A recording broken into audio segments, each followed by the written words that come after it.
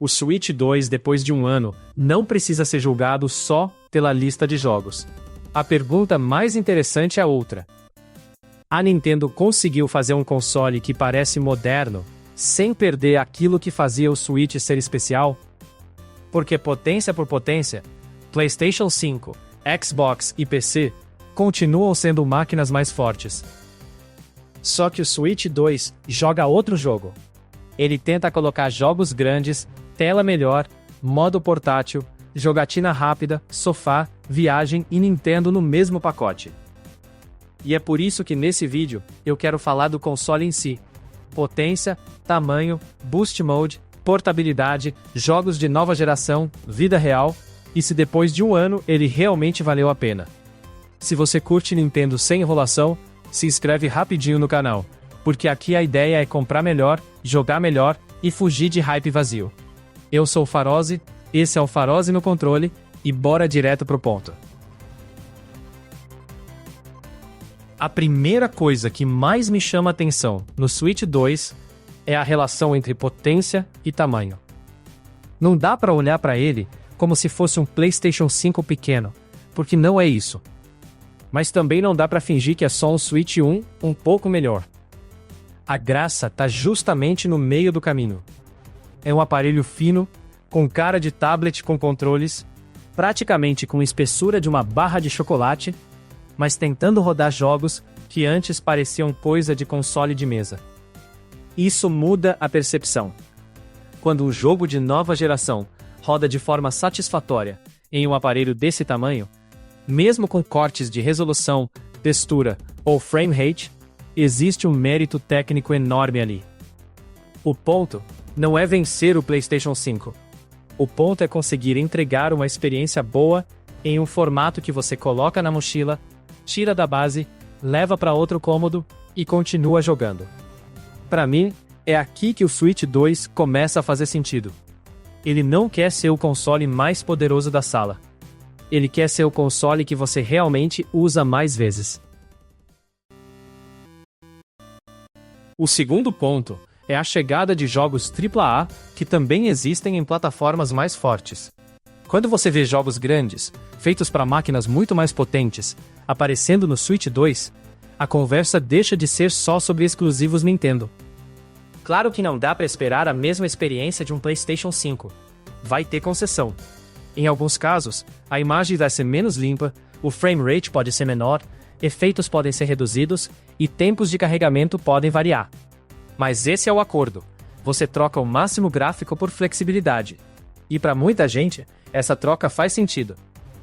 Jogar um RPG enorme, um jogo de luta moderno, uma aventura cinematográfica ou um mundo aberto no modo portátil pode valer mais do que rodar tudo no Ultra e nunca ter tempo para sentar na frente da TV. Essa é a diferença entre potência bruta e potência útil. Potência bruta é olhar a comparação técnica. Potência útil é conseguir jogar no intervalo do dia, no sofá, na cama, no trem ou em uma viagem. O Switch 2 não torna outros consoles irrelevantes, mas torna a ideia de jogar AAA fora da TV muito mais natural. Tem uma coisa que eu acho importante deixar clara. Satisfatório não significa perfeito. Às vezes a discussão sobre Switch vira uma guerra meio inútil de números. Se não roda igual ao console mais forte, então não presta.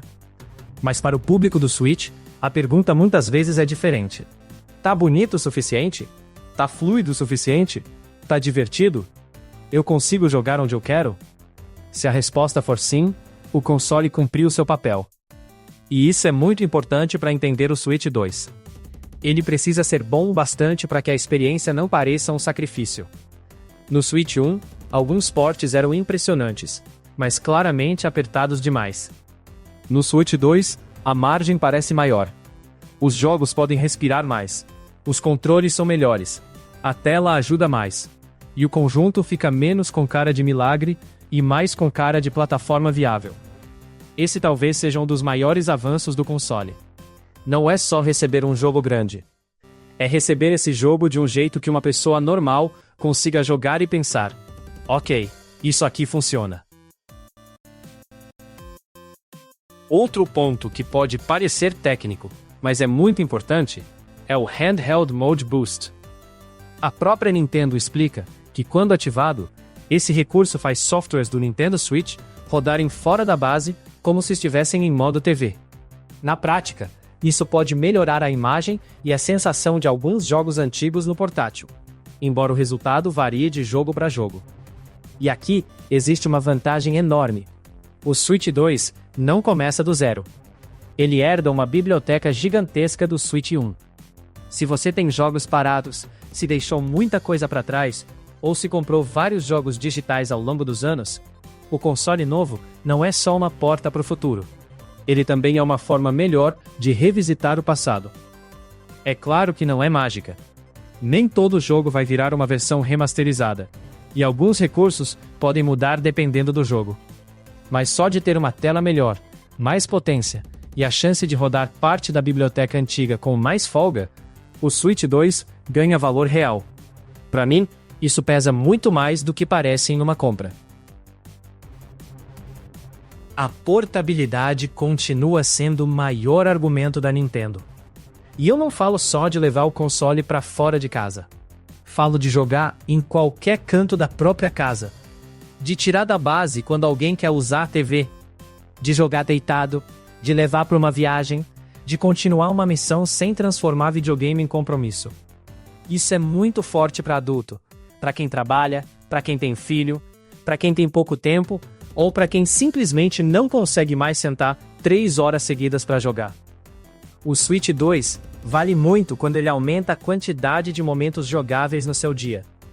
Talvez você não termine mais jogos porque tem mais potência. Talvez você termine mais jogos porque agora consegue jogar 20 minutos aqui, 15 minutos ali, meia hora no fim do dia. E essa é uma vantagem que outros consoles não entregam do mesmo jeito. Um console de mesa poderoso é incrível, mas ele pede um cenário ideal. O Switch 2 é menos exigente. Ele se adapta melhor ao caos da rotina. Tem também o lado social, que a Nintendo sempre soube vender muito bem. O Switch 2 continua sendo um console que pode sair da base, virar uma tela compartilhada e criar uma partida rápida em poucos minutos. Esse tipo de coisa parece simples, mas faz diferença. Às vezes, o valor de um videogame não está só no jogo mais bonito, mas no momento que ele cria. Uma corrida de Mario Kart com alguém do lado, uma partida casual, uma jogatina em família, uma sessão rápida com amigos, ou até jogar conversando enquanto cada um está no seu canto. O console tenta ser moderno sem abandonar essa ideia de acessibilidade. E isso ajuda muito a diferenciar o Switch 2. Ele não é só uma máquina para jogar sozinho em alta performance. Ele ainda carrega essa identidade de pegar, ligar e jogar com outras pessoas sem muito ritual. Para quem gosta dessa proposta, esse é um ponto forte de verdade.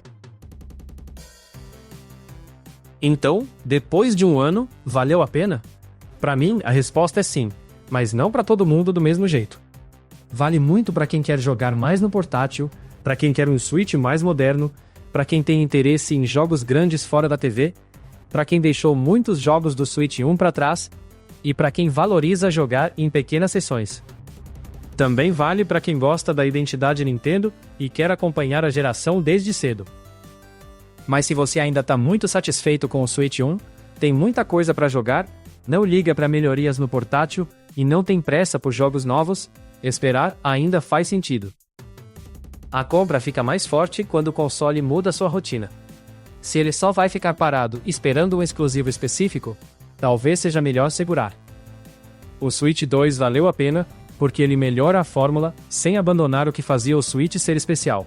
Mais potência, mais flexibilidade, mais biblioteca e mais possibilidades. Não é o console perfeito, mas é um console com uma proposta muito clara. No fim, eu resumiria assim. O Switch 2 não vale a pena porque compete diretamente com o PlayStation 5. Ele vale a pena porque entrega uma experiência moderna em um formato que outros consoles não conseguem copiar do mesmo jeito. A potência importa sim, mas o que realmente faz diferença é essa potência estar em um aparelho portátil, fino, fácil de usar e conectado a uma biblioteca enorme. Jogos AAA com concessões, Boost Mode para jogos do Switch 1, tela melhor, recursos sociais, portabilidade e aquele jeito Nintendo de transformar o console em algo mais flexível. Para mim, isso é o que define o primeiro ano do Switch 2. Não é só mais gráfico, é mais chance de jogar. Se esse vídeo te ajudou, se inscreve no canal para acompanhar Switch, Switch 2 e o universo Nintendo sem enrolação. E me conta nos comentários. Depois de um ano, você acha que o Switch 2 valeu a pena? Ou ainda esperaria mais?